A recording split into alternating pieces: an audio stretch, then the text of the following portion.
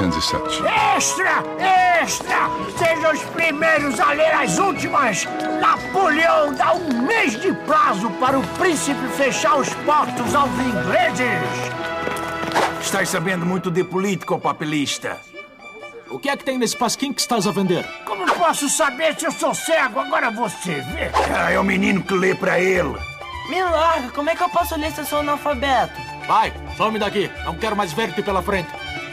E muito menos eu desejo ver-te. Portugal é intimado por Bonaparte a aderir ao bloqueio continental. O imperador francês quer a todo custo isolar a Inglaterra do restante da Europa.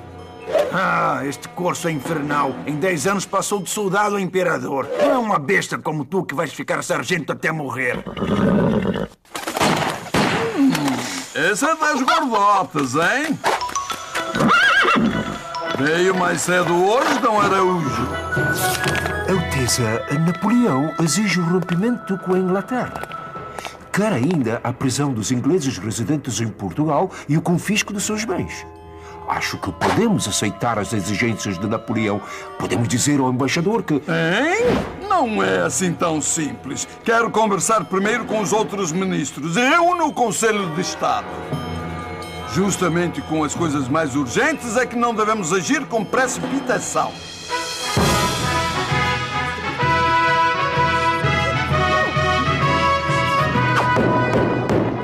Sua Alteza Real, Príncipe Regente!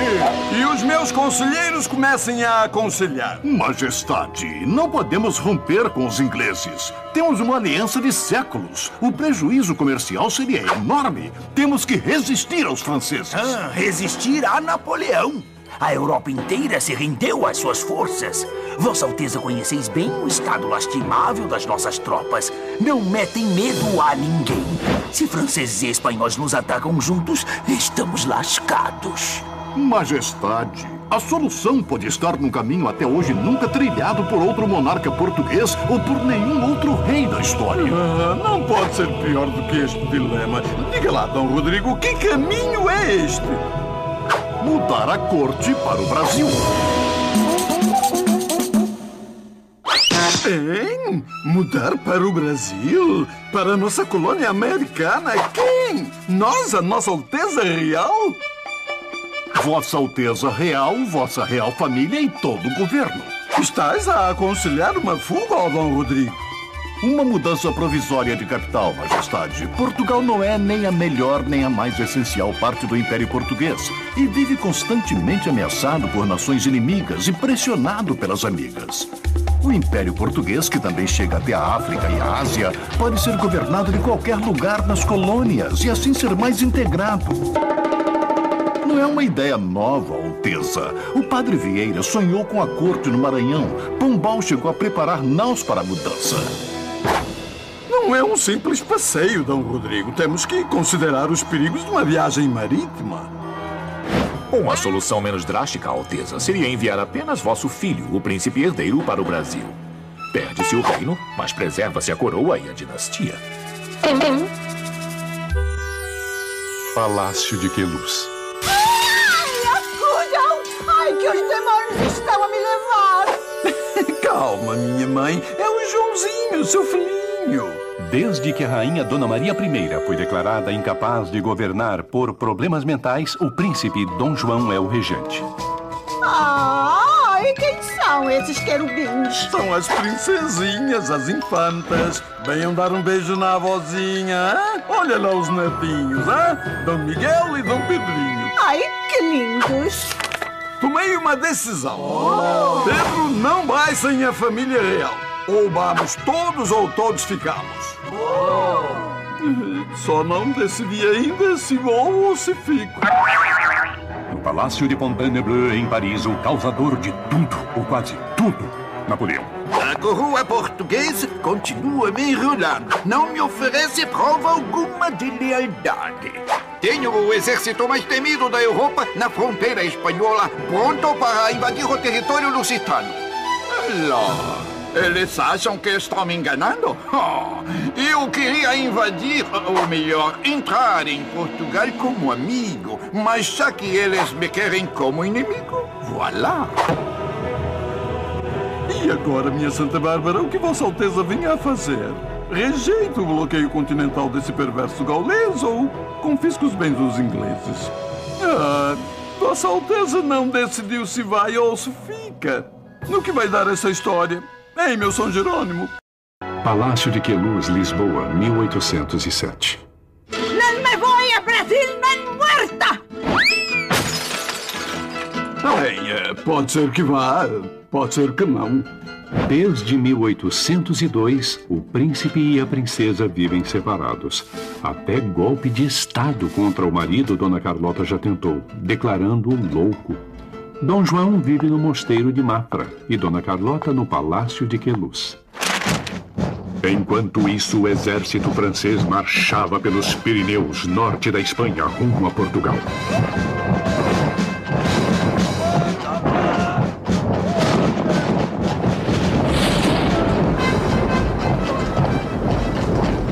Em Lisboa... Alteza, o nosso embaixador acaba de chegar da França com mais notícias.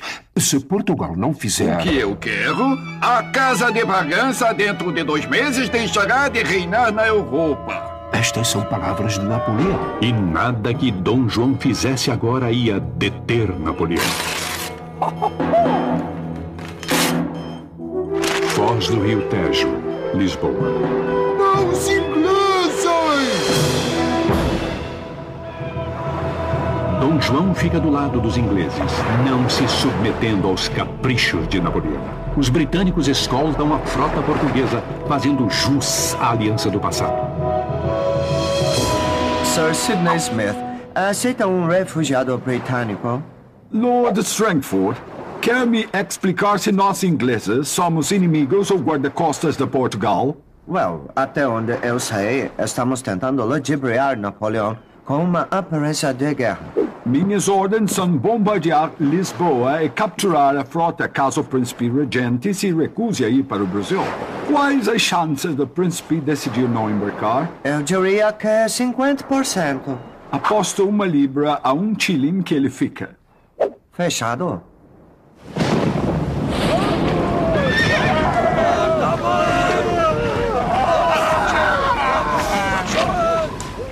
Enfim, as tropas francesas entram em Portugal. E em que estado? Recebemos ordens do comando para recebê-los como amigos. Nossa! A tropa francesa está em frangalhos. Isto é uma pena, pois desse jeito ia ser canja de galinha derrotá-los. Frangalhos, canja, minha verdade. Alteza, o exército francês já está em Abrantes. Acabo de receber o jornal de Napoleão. Talvez esta leitura ajude Vossa Alteza Real a tomar uma decisão. A Casa de Bragança cessou de reinar, então comecem a mudança, ora pois. A guia! Só embarca quem tiver a guia assinada pelo intendente pagador. Abram alas para a Duquesa de Cadaval! Abram alas para o Marquês de Alegrete! A corte portuguesa embarca às pressas para o Brasil. Num cais afastado, um coche discreto não revela a importância dos passageiros. Não corram tanto! Vou pensar que estamos a fugir! Calma, minha mãe. Querendo eu evitar as funestas consequências que se podem seguir de uma defesa servindo só para derramar sangue... Tenho resolvido, em benefício dos meus vassalos, passar com a rainha minha senhora e mãe e com toda a real família para os Estados da América. E estabelecer-me na cidade do Rio de Janeiro até a paz geral. Vai-te embora isso! Levantar o ferro! Ah, mas este é um país de marmelada. E Sarabela Grande! Vai, príncipe dos macacos!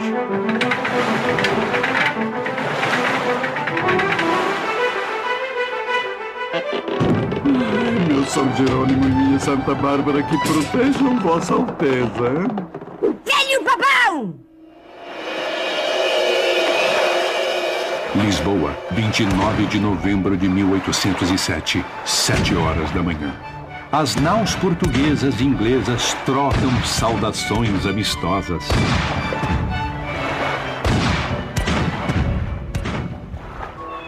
Fugiram os velhacos para a terra dos macacos. Vieram os ladrões para a terra dos cagões. D'accord, são os covardes mesmo. Venceram a batalha, mas não ganharam a guerra. Portugal será mil. Bom voyagem, Dom John. Au revoir. Oceano Atlântico, próximo ao litoral da Europa. Com o vento soprando do sudeste, o comboio com a família real portuguesa foi obrigado a navegar para o norte e oeste.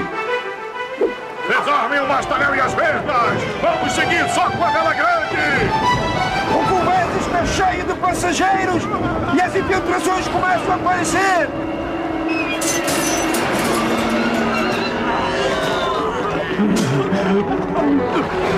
Napoleão não pode ser pior que isto. Não mesmo.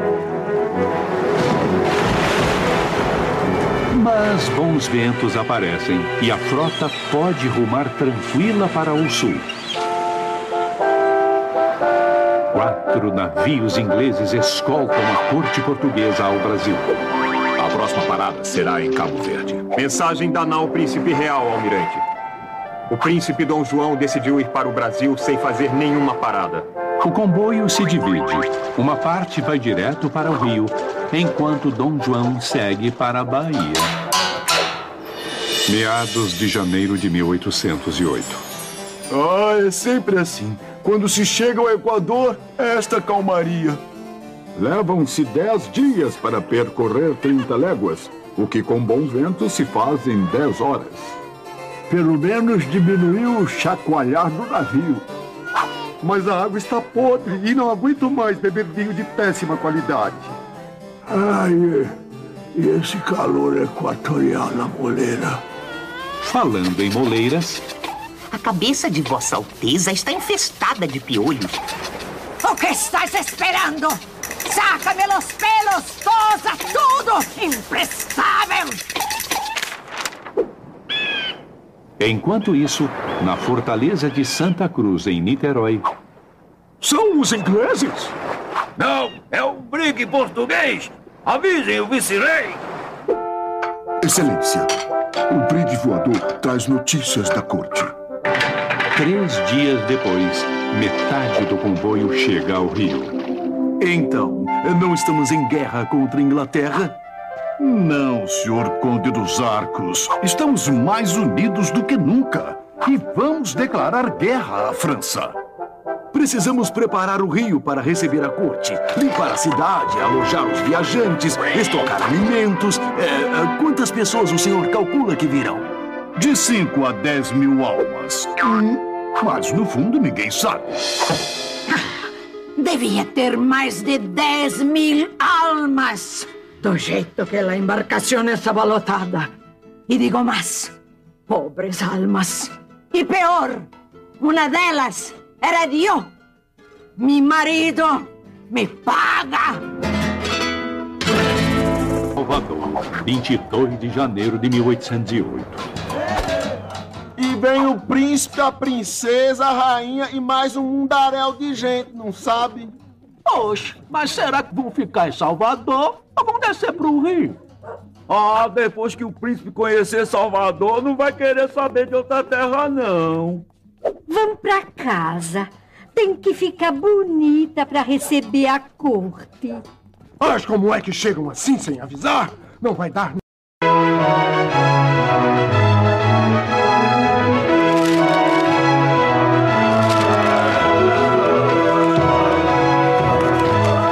No episódio anterior, Dom João e a corte portuguesa passam 2 meses viajando em condições precárias.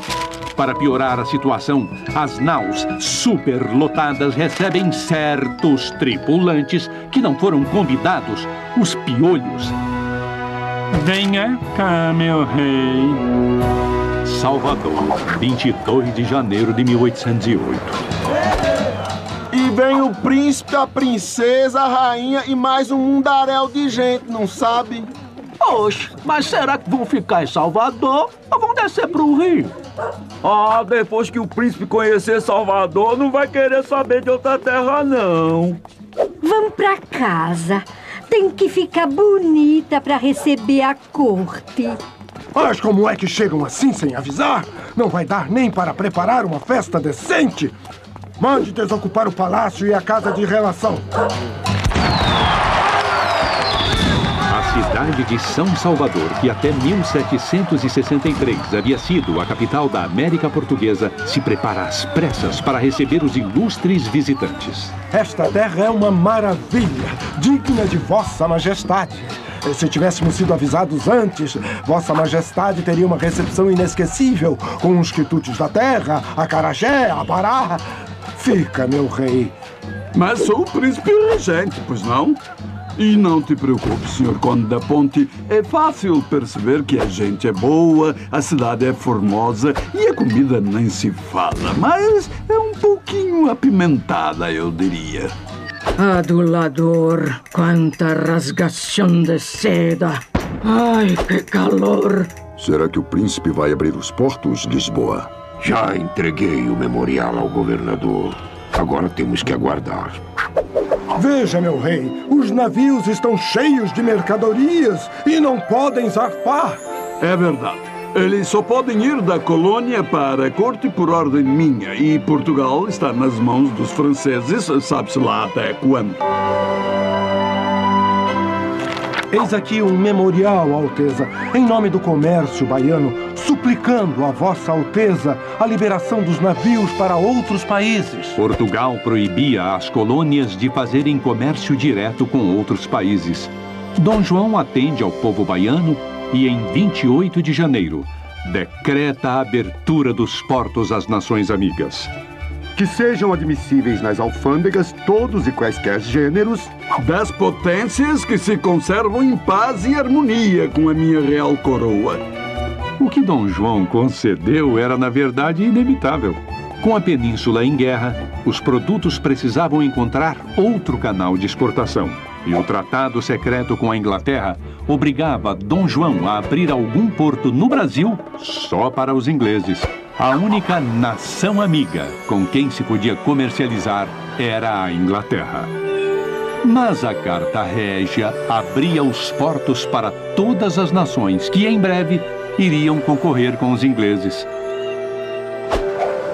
Antes de zarpar para o Rio, Dom João ainda cria uma escola de cirurgia, autoriza fábricas de vidro e de pólvora e uma companhia de seguros. Oh, não, meu rei! Fica, meu rei! Fica! Ah, é príncipe, hein? É povo muito hospitaleiro esse de São Salvador, hein? Mas não posso ficar, o dever me chama na capital. E o meu Portugal? A essa hora as tropas de Napoleão devem estar a judiar da terrinha. Ai, meu São Jerônimo, que a proteja. Rio de Janeiro, 7 de março de 1808. É um terremoto! São os ingleses! São os franceses! Mas eu não mandei fazer a proclamação avisando o povo da chegada da corte. Tem um aviso pregado na porta da Sé. A artilharia dos fortes e das naus de guerra recebe com alegria a família real.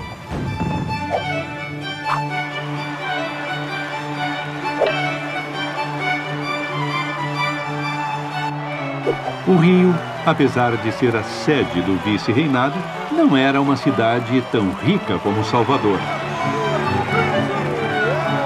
As tapeçarias procuravam disfarçar a simplicidade das casas.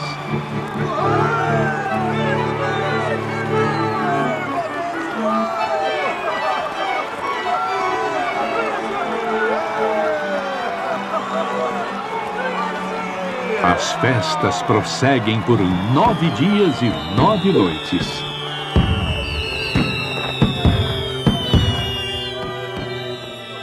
Mulher, estamos feitos.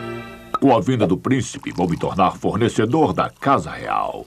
Espero que o príncipe seja melhor pagador que o vice-rei. Ora, se não pagar, serei credor da coroa, o que não é de se desprezar. Nossa posição social vai mudar para melhor. Você será convidada para os bailes da corte, seremos barões, viscondes, marqueses. Eu, marquesa? Pagando ou não, mal posso esperar para fazer favores ao príncipe. O senhor tem 24 horas para deixar sua casa para dar abrigo aos membros da comitiva do príncipe real. Assim se resolvia o problema de encontrar habitação para os milhares de portugueses recém-chegados. Olha lá, mais uma propriedade real.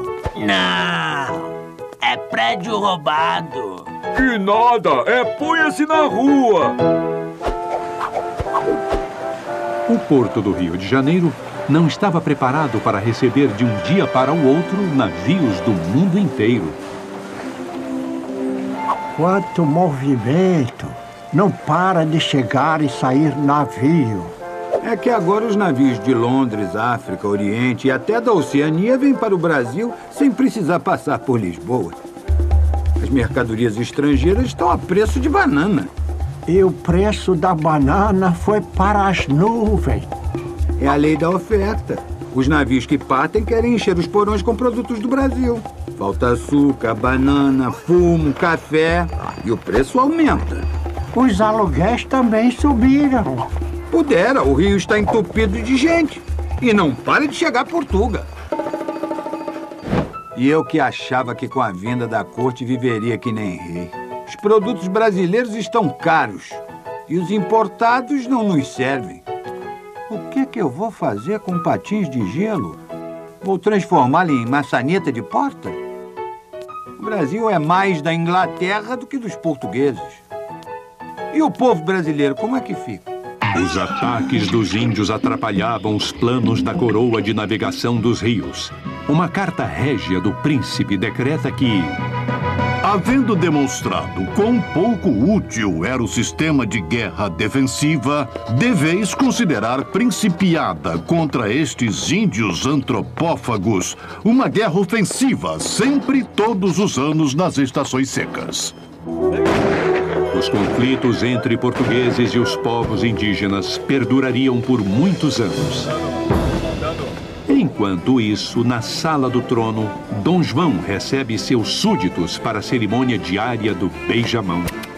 Mas é assim, tudo misturado? É, na fila do beijamão, pés de mulato pisam em calcanhares de general.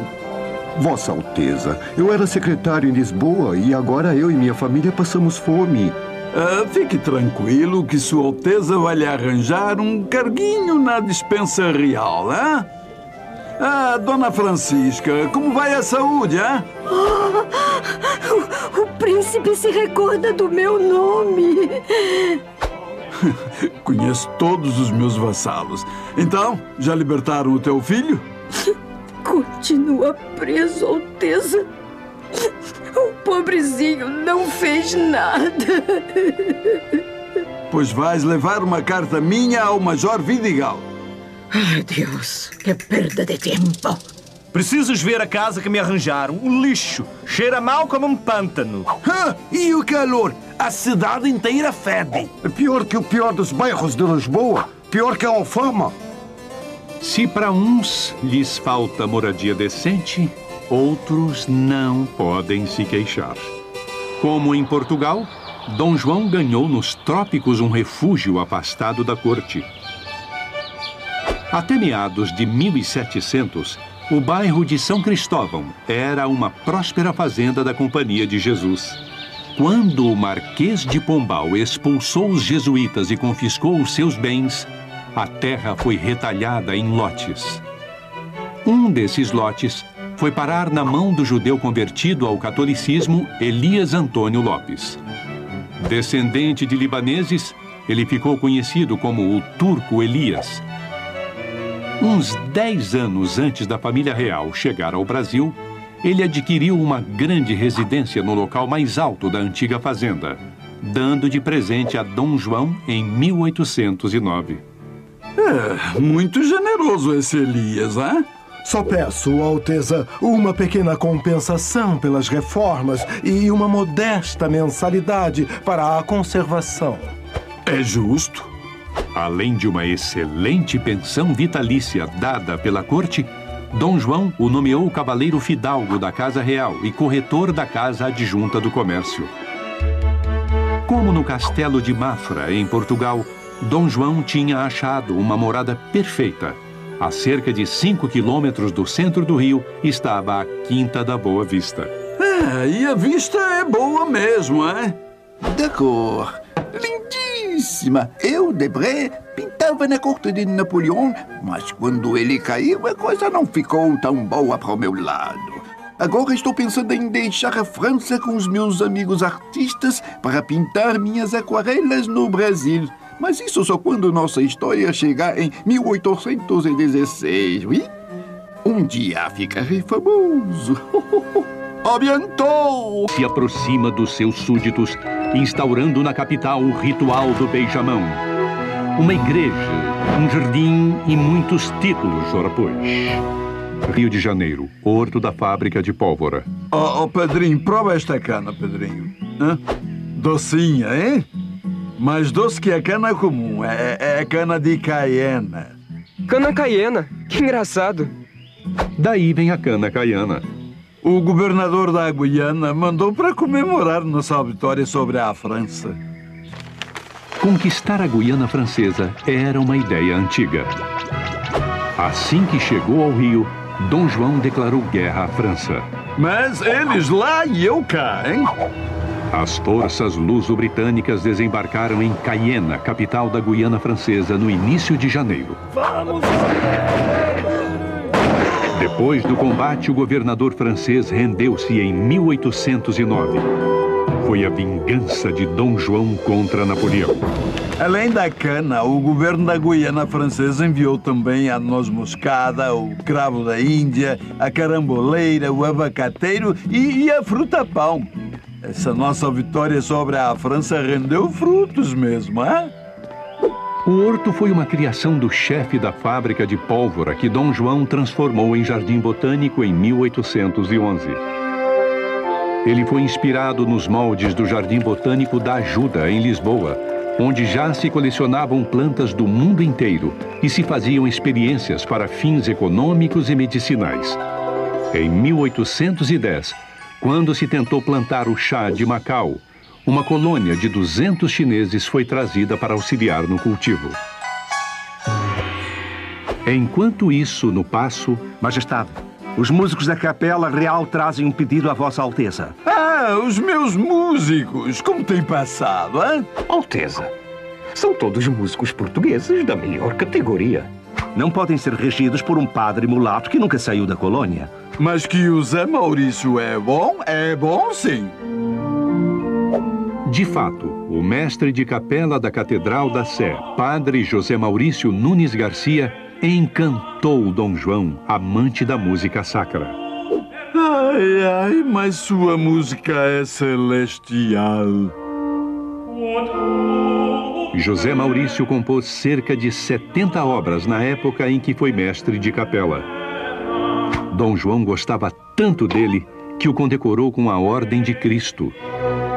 Mas eis que chega à corte em 1811 o compositor Marcos Portugal. Ele é o músico português mais célebre do nosso tempo. Ele tem obras apresentadas por toda a Europa.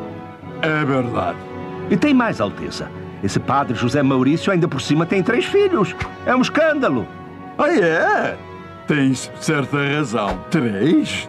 É demais. Dom João acaba cedendo e substitui o brasileiro pelo português. Padre José Maurício, porém, continua compondo e sendo custeado pelo governo. Extra, extra! Marcos Portugal é nomeado mestre de capela da Catedral da Sé. Esse Dom João, sempre protegendo seus patrícios. E o que isso me importa? Vê aí se saiu a minha nomeação. Em 1808 sai o primeiro jornal publicado no Brasil, a Gazeta do Rio de Janeiro, dirigido por Frei Tiburcio da Rocha. O jornal funcionava como um órgão oficial do governo, onde se publicavam decretos e notícias de acordo com a vontade da corte. seja por meio dos jornais ou em grandes eventos na corte, eram muito frequentes nomeações e concessões de títulos no período joanino. Além dos nobres trazidos na bagagem no tempo em que ficou na colônia, Dom João nomeou 11 duques, 38 marqueses, 64 condes, 91 viscondes e 31 barões. Ufa! O senhor sabe com quem está falando? Com o barão de grandes coisas. Eu sou marquês. Condecorações recebi algumas das próprias mãos de Dom João, mas eu não encantava a todos. O bispo Dom José Caetano Coutinho, responsável pela Capela Real, estava determinado a afastar os músicos brasileiros. No meu caso, era um desgosto ainda maior para ele ver entrar em sua capela uma pessoa com defeito físico visível. Que defeito? Minha cor. Dom João cria o Jardim Botânico e inaugura o primeiro jornal feito no Brasil. Padre José Maurício, mestre de Capela Real da Igreja da Sé, perde o cargo para o famoso músico português Marcos Portugal, a colônia que virou metrópole. Gabinete de Dom Rodrigo, Rio de Janeiro. Dom Rodrigo, o amigo dos ingleses, tornou-se o ministro mais forte de Dom João. Sua pasta era de guerras e estrangeiro, mas ele se ocupava de muito mais. Lembre-me de sugerir ao príncipe a isenção de impostos para a importação de máquinas. Precisamos importar plantas exóticas e adaptá-las ao Brasil. Mande trazer de Lisboa todos os mapas da colônia. Sem eles, eu não posso planejar estradas. Dom Rodrigo também participou do decreto que permitiu finalmente a instalação de fábricas no Brasil em 1808. Desejando promover a riqueza nacional e sendo um dos mananciais dela, as manufaturas e a indústria, sou servido a revogar qualquer proibição a este respeito no Estado do Brasil, que seja lícito estabelecer todo o gênero de manufaturas. Mas o fim da proibição não basta para que uma nação se industrialize da noite para o dia. Alteza, os cofres reais estão se esvaziando. Tantas melhorias, gastos e empregos estão acabando com o erário. E os impostos? Uma terra tão vasta e rica. A arrecadação das províncias é insuficiente e irregular. Precisamos conseguir entradas de capital. E assim, Dom João assina o decreto que cria o Banco do Brasil, que só entra em vigor um ano depois. Mas ainda faltam ao Brasil trabalhadores preparados e meios adequados de transporte, laboratórios, fornecimento de água e esgotos. O regime de escravidão não era mais tão rentável quanto antes. O alto custo de um escravo daria lugar, num futuro próximo, à força de trabalho do imigrante europeu. Dom Rodrigo, a Grã-Bretanha exige, sem negociação, que todos os monopólios sejam suspensos no tratado comercial. Exige? Num acordo, ambos os lados devem ceder. Não posso taxar em 15% os artigos ingleses, enquanto os nossos pagam 16%. Alteza, a Inglaterra espera ser recompensada pela proteção durante a travessia de Portugal ao Brasil. Mas eu já condecorei os almirantes e até a chácara Smith eu dei. Este tratado é leonino, um absurdo. Dom Araújo está fora do ministério desde que chegou ao Brasil e não pensa como Dom Rodrigo. Alteza, os ingleses querem entrar com qualquer produto manufaturado em nossos portos. Isso seria desleal com nossos produtos. Dom Araújo, talvez seja melhor não assinar. Havia apenas um assunto em que o príncipe era irredutível. Com os escravos não se mexe, hein? Dom João temia desagradar traficantes, donos de engenho e mineradores, pois todos lucravam com o tráfico. Em 1807, o parlamento inglês abole o comércio de escravos na Inglaterra e começa a pressionar outras nações. É chocante aos olhos de Deus contemplar nossas criaturas irmãs em cativeiro expostas nuas e vendidas como gado. Mas as nossas colônias ficarão em desvantagem. Nossos concorrentes continuarão usando mão de obra escrava. Então todos os países deverão abolir o tráfico. Alteza, os Estados Unidos e a Dinamarca não traficam mais escravos. É uma tendência mundial. Bem, então, que seja bem gradual. De fato, ainda ia demorar muito para se conseguir algum progresso na questão dos escravos. Só em 1850, 24 anos depois da morte de Dom João, é que o tráfico foi proibido pela Lei Eusébio de Queiroz. E a bisneta de Dom João, Princesa Isabel, só assinou a Lei Áurea em 1888, abolindo de vez a escravidão no Brasil. Mais de 10 milhões de negros africanos foram trazidos para as Américas. E se antigamente nós lutávamos pela liberdade, hoje brigamos por uma sociedade mais justa. Vida de negro é difícil. Congresso de Viena, Áustria, de outubro de 1814 a junho de 1815. Napoleão finalmente tinha sido derrotado. Então, embaixadores das grandes nações europeias se reúnem para redefinir o mapa da Europa e restaurar o antigo regime dos reis absolutos. O reino de Hanover abre mão do ducado de Lauenberg em troca do bispado de Münster. A Inglaterra devolve as Índias Orientais, mas fica com Malta, Trinidad e Cabo da Boa Esperança. O modesto Portugal, com seu regente exilado na colônia, não tem muito poder de barganha no meio das potências. Vai ser difícil conservar a Guiana. Tentemos ao menos obter de volta a Olivença. E a Inglaterra continua nos pressionando para acabar com o tráfico negreiro. E eis que surge Talleyrand, ex-chanceler de Napoleão e amigo de Dom Araújo, o ministro afrancesado de Dom João. Se me permite um conselho, as reivindicações do seu príncipe teriam mais força se o Brasil fosse elevado a reino. Assim, ele seria novamente um monarca em seu trono.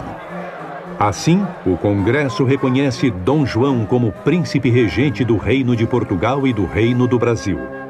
Que o Estado do Brasil seja elevado à dignidade e denominação de reino. E que os meus reinos de Portugal, Algarves e Brasil formem um só, de agora em diante. Na prática, o Brasil já tinha deixado de ser colônia com a vinda da corte. Mas agora era oficial. É reino tanto quanto Portugal. E ainda mais, é a sede da coroa. E Dom João vai tomando gosto pela terra. Mas não é só de alegrias que vive o reino do Brasil. A rainha morreu!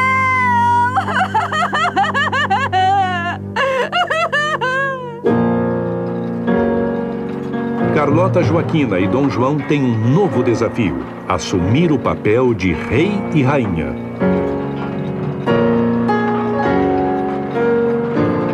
Em meio aos rituais fúnebres, chega da França um navio carregado de pintores e arquitetos. São artistas que serviam a Napoleão e agora pedem asilo ao rei do Brasil. Essas malas são suas, Debré. Dom Araújo, ministro e conselheiro do rei, achou que era uma boa oportunidade para afrancesar a corte. E vem bem a calhar com os planos da coroa em criar uma escola real de ciências, artes e ofícios. Ora, o pleno desenvolvimento de um reino depende também do estudo das belas artes, com aplicação nos ofícios mecânicos.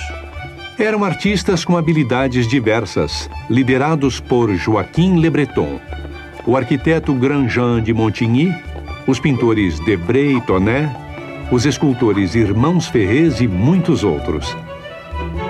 Fazem retratos, medalhas, prédios e monumentos que embelezam a capital do reino, o Rio de Janeiro. Mas a academia, aprovada em decreto, custa a sair do papel. Faz 5 anos que chegamos e até agora nada. Tonnet. E esse novo diretor português que nomearam para a academia? Debré, você acredita que eu ainda não consegui falar com ele? Mas ele já fala mal de nós para todo mundo. Nem na corte de Napoleão passávamos por isso, Montigny. Depois de muita rivalidade entre portugueses e franceses, a Academia Imperial de Belas Artes é inaugurada em 1826, quando Dom João não estava mais no Brasil.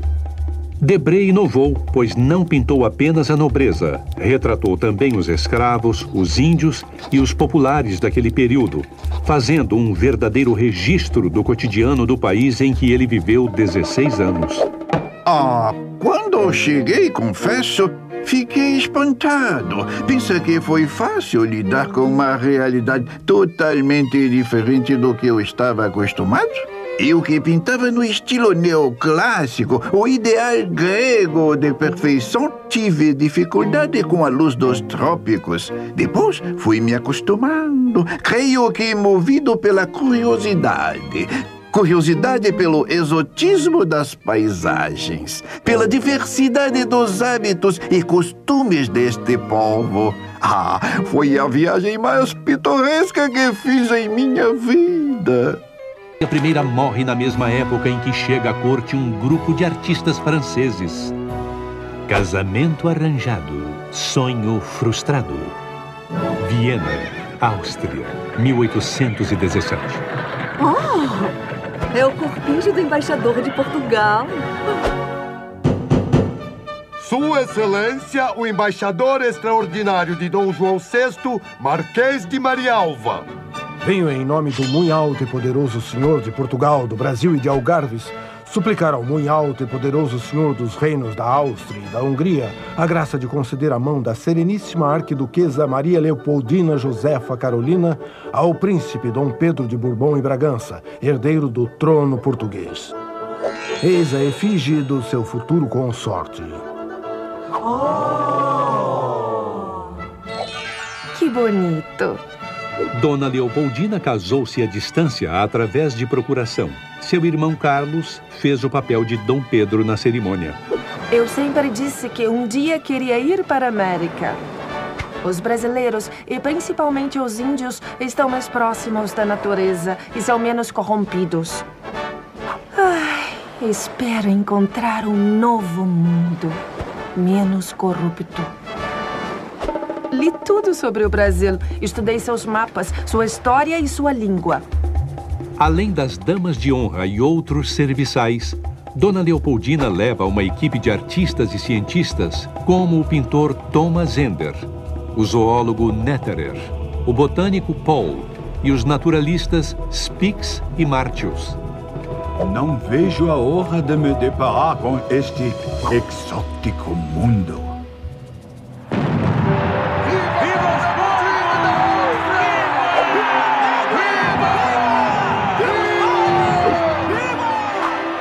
Meu marido é bonito como o retrato que vi.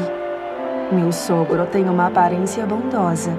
Papai diz que tem excelente caráter. Já a minha sogra... Devo tomar cuidado. Não se pode dizer que o casamento de Leopoldina com Dom Pedro tenha sido dos mais harmônicos. Nas cartas à irmã, Leopoldina escrevia que não era amada e que engolia tudo em segredo. Dom Pedro saiu à mãe no gênio explosivo e na sensualidade. Leopoldina teve que tolerar as várias aventuras amorosas do marido. O nível cultural do príncipe também deixava a desejar. Sua educação se resume às artes militares e à música. Já Leopoldina era praticamente uma cientista amadora. Gostava de botânica e mineralogia. A paixão pelos cavalos era uma das poucas coisas que tinham em comum. Leopoldina cumpriu com zelo seus deveres de Estado. Deu ao príncipe quase um filho por ano, até sua morte em 1826, aos 29 anos. Nossa vida realmente era muito limitada. Eu, que fui uma imperatriz, não podia fazer tudo o que era de minha vontade. Imagine as outras senhoras que viam a vida através de treliças de madeira colocadas na janela e só saíam para ir à igreja. Ah, Leopoldina, de ti eu não tenho o que reclamar. Mas pena que eu não posso dizer o mesmo. Que disse? Nada, minha querida sogra. Você sempre foi bondosa e devota a meu filho Pedro. Quando ele proclamou a independência, você foi nomeada chefe do Conselho de Estado e regente interina do Brasil, com poderes legais para governar em sua ausência. Uma oportunidade é tanto para uma mulher na minha época. E isso eu tenho que concordar. Viena, Áustria, 1817. Oh, é o cortejo do embaixador de Portugal. Sua Excelência, o embaixador extraordinário de Dom João VI, Marquês de Marialva. Venho em nome do muito alto e poderoso Senhor de Portugal, do Brasil e de Algarves, suplicar ao muito alto e poderoso Senhor dos reinos da Áustria e da Hungria a graça de conceder a mão da sereníssima arquiduquesa Maria Leopoldina Josefa Carolina ao príncipe Dom Pedro de Bourbon e Bragança, herdeiro do trono português. Eis a efígie do seu futuro consorte. Que bonito! Dona Leopoldina casou-se à distância através de procuração. Seu irmão Carlos fez o papel de Dom Pedro na cerimônia. Eu sempre disse que um dia queria ir para a América. Os brasileiros, e principalmente os índios, estão mais próximos da natureza e são menos corrompidos. Ai, espero encontrar um novo mundo, menos corrupto. Li tudo sobre o Brasil. Estudei seus mapas, sua história e sua língua. Além das damas de honra e outros serviçais, Dona Leopoldina leva uma equipe de artistas e cientistas, como o pintor Thomas Ender, o zoólogo Netterer, o botânico Paul e os naturalistas Spix e Martius. Não vejo a honra de me deparar com este exótico mundo.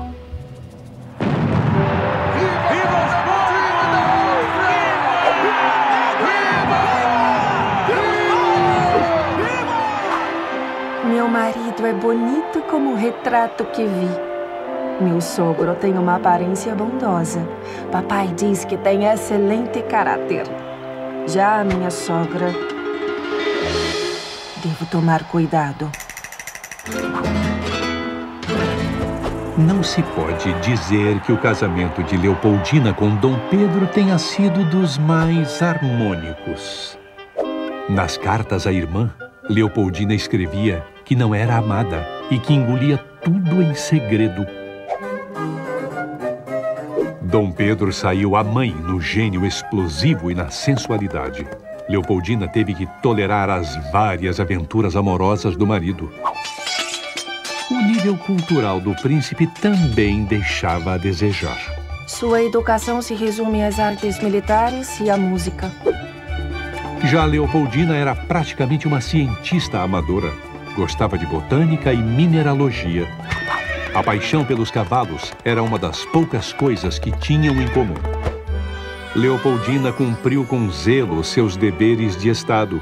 Deu ao príncipe quase um filho por ano, até sua morte em 1826, aos 29 anos. Nossa vida realmente era muito limitada. Eu, que fui uma imperatriz, não podia fazer tudo o que era de minha vontade. Imagine as outras senhoras que viam a vida através de treliças de madeira colocadas na janela e só saíam para ir à igreja. Ah, Leopoldina, de ti eu não tenho o que reclamar. Mas pena que eu não posso dizer o mesmo. Que disse? Nada, minha querida sogra. Você sempre foi bondosa e devota a meu filho Pedro. Quando ele proclamou a independência, você foi nomeada chefe do Conselho de Estado e regente interina do Brasil, com poderes legais para governar em sua ausência. Uma oportunidade tanto para uma mulher na minha época. E isso eu tenho que concordar. Adeusinho. No gabinete real no Rio de Janeiro, Dom João continua sendo pressionado a voltar para Portugal. Ele não perde tempo. Assina o decreto real de 18 de fevereiro de 1821, convocando representantes de todas as colônias para defender os interesses da coroa, deliberando a ida de Dom Pedro a Portugal. Examinem e consultem o que dos referidos artigos for adaptável ao Reino do Brasil. Essa é boa. O rei quer escolher qual parte da Constituição lhe agrada mais? O rei tem que obedecer às leis que serão escritas em Lisboa.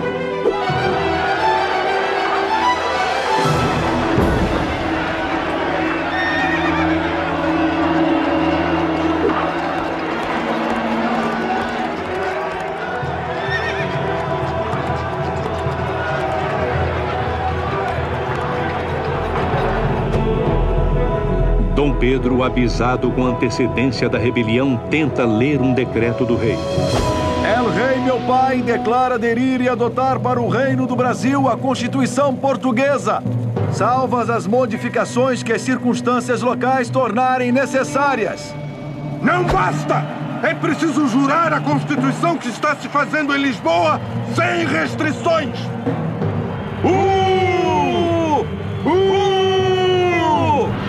O príncipe leva as exigências das tropas para Dom João. Há um mês, Dom Pedro só pensava em música e cavalos. Estaria ele pronto para assumir a dianteira dos acontecimentos? Horas depois, Dom Pedro traz o novo decreto do pai. E o novo ministério de 12 homens nomeados por nós? Meu pai aceitou. Então jure! Juro em nome de El Rei, meu pai, meu senhor, observar, guardar e manter perpetuamente a Constituição, tal qual se fizer em Portugal. Viva Dom João! Viva o rei! Viva! Viva Dom João! Viva o rei! Viva o príncipe! Já juraste por mim, filho. Por que devo ir? Os revoltosos só vão se convencer com a vossa presença. Tem certeza de que eles vão respeitar a minha real integridade? Ai, filho, vai que me cortem a cabeça. Viva Dom João! Viva o rei! Viva! Viva Dom João! Viva o rei! Viva o príncipe! Juro observar a Constituição tal qual se fizer. Viva o rei! Viva o rei! Viva! Viva Dom João! Viva o rei! Viva o príncipe! O mundo de repente ficou confuso para o rei. Como ser um monarca sem ser absoluto? Não vejo outro jeito. Devo voltar à terrinha. Como vai ficar o Rio sem Dom João? Concordamos com a Constituição, mas Dom João deve ficar no Brasil. Será que Dom Pedro vai dar conta do recado? Não sei, mas o rei já deu conta de pegar todo o dinheiro. Vamos logo, Carlota. Até que enfim me vou para uma terra de hombres. Daqui não levo nem o pó. Dom João se despediu em um constrangido beijamão e embarcou no dia 24 de abril de 1821, levando cerca de 3.000 pessoas e 50 milhões de cruzados do Banco do Brasil. Esta foi a aventura do rei que fugiu para conservar a coroa, gerando alguns benefícios para a terra que o recebeu. Em Portugal, Dom João terá que se conformar com um novo papel de rei constitucional e dividir o poder com os representantes do povo. No Brasil, Dom Pedro fica com o desafio de administrar um país sem fundos, com crises políticas e desavenças, que levariam à independência um ano depois, sob sua liderança. Pedro, se o Brasil se separar de Portugal, antes que seja para ti que me has de respeitar, do que para algum desses aventureiros. De certa maneira, devemos a nossa emancipação a um rei bonachão e astuto que gostava de música, sombra e água fresca. Vou sentir saudades desta terra.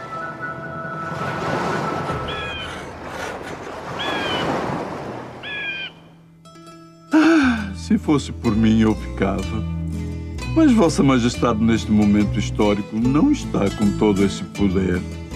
Realmente não deixei o Brasil na melhor das situações, pois o ouro parou de circular, muitas casas de comércio faliram e ideias anárquicas começaram a surgir. Que meu filho Pedro saia bem desta. Pior do que isto, só o que me aguarda em Portugal. Bem feito!